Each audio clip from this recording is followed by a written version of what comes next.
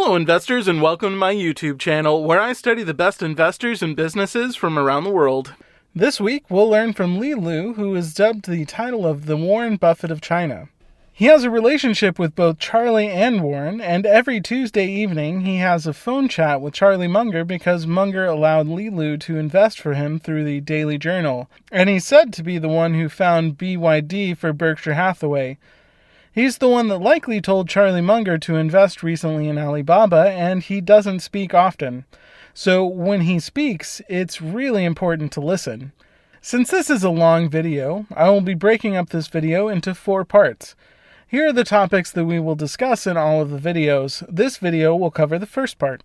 Number 1, his investment philosophy. Number 2, investing in China, and then a little bit about his thoughts on.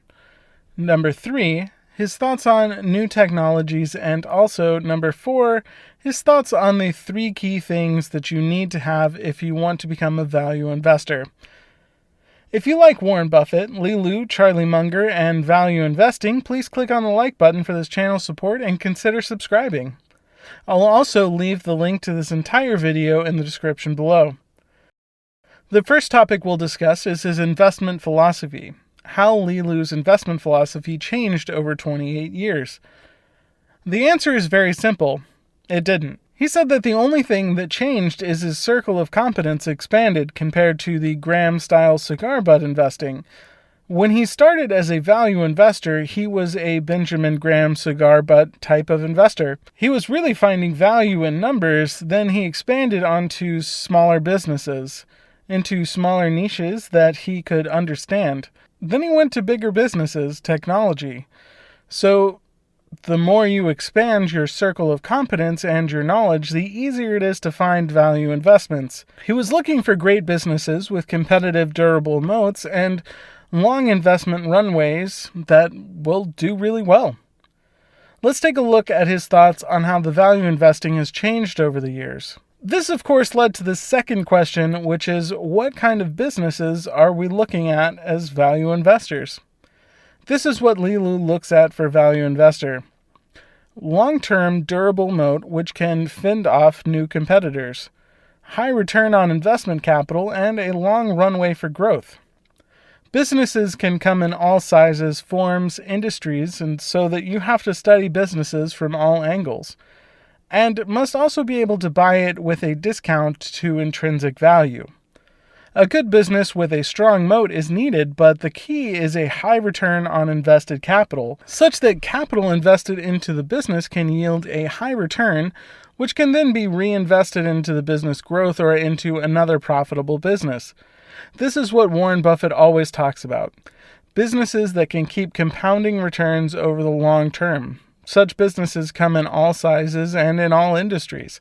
So you don't just have to find the businesses and the numbers, you also need to understand both the business and the industry. As Warren Buffett and Li Lu say, you only need a few of those businesses in your life to really do well. Also, the key here is patience. You need to wait for the right place in order to buy businesses below intrinsic value. There are always crises or situations that allow you to buy businesses below their intrinsic value. Moats. Let's go deeper on moats. Li Lu says that a moat is created by a management's capacity of allocating capital. Warren Buffett turned Berkshire, the textile firm, into what Berkshire is now because of his investment in moats, and his great strength is capital allocation. So when you have management that knows when and where to put capital to work for good return on investment capital, that's a big moat. And for Li Lu, it's really what makes a business great. The next question that he was asked was, in what other ways do you do things differently from most other value investors? Here Li Lu talks about his 3 core investing factors. Number 1, looking at businesses that are already successful, so you don't mess with the businesses that are not doing well, which makes it much easier to invest. Number 2, being intellectually honest with yourself and to know your circle of competence.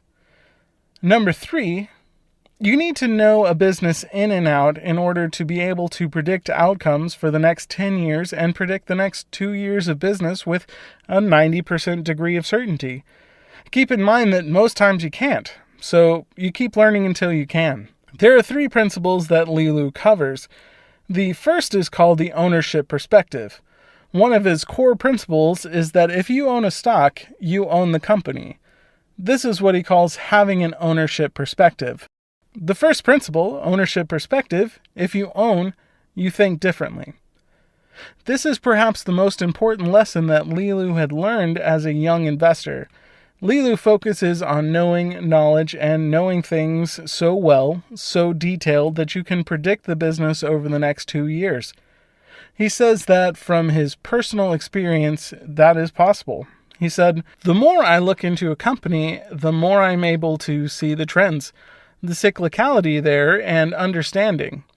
So value investing and investing is really about knowing more and more.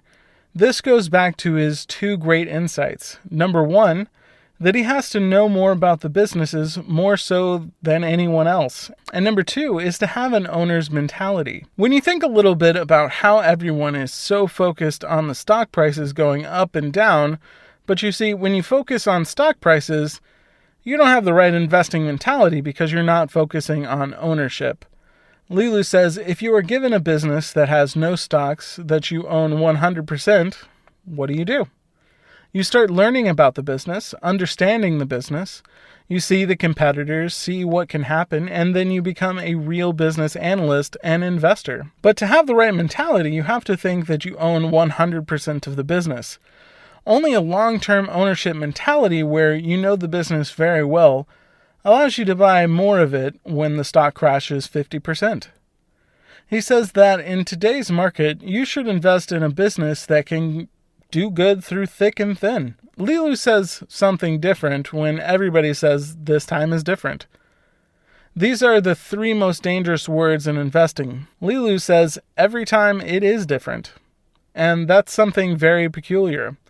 In today's markets, we are in uncharted territories. You never know what can happen, but if you want to do well as an investor, you have to find businesses that will do well through thick and thin. That's it. Then it makes investing simple. The second principle that he discusses is human irrationality and how it can stray away from that. The second principle, human irrationality, the more you know, the less the market will mess with you. When it comes to crises and human irrationality, he says this: every 5 to 10 years we have a once-in-a-century crisis. Human behavior will never change because it's driven by greed for easy money and good times based on incomplete pictures of the environment. So when things get rough, all the bad things surface, people panic. And due to the complicated irrational relationship with money people have, they usually do the wrong thing at the wrong moment in time. Because I don't think that investors understand the real principles of investing and the real things that they're doing, but they are attracted by greedy money, and when that incomplete picture turns around all of those investors, then they start to panic, and then they start to do irrational things. Because when you start losing money, you make decisions differently, and that's normal human behavior in a cycle that only by knowledge we can solve. And as he says, financial markets actually amplify human instincts.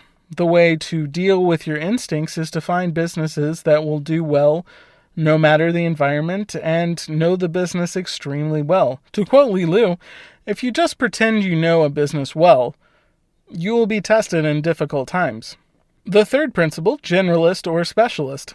Do both. He says that if you want to be a true specialist in the company you chose to really invest in, you want to be a generalist always of business in general, so that your core competence or your circle of competence is constantly evolving and enlarging over time.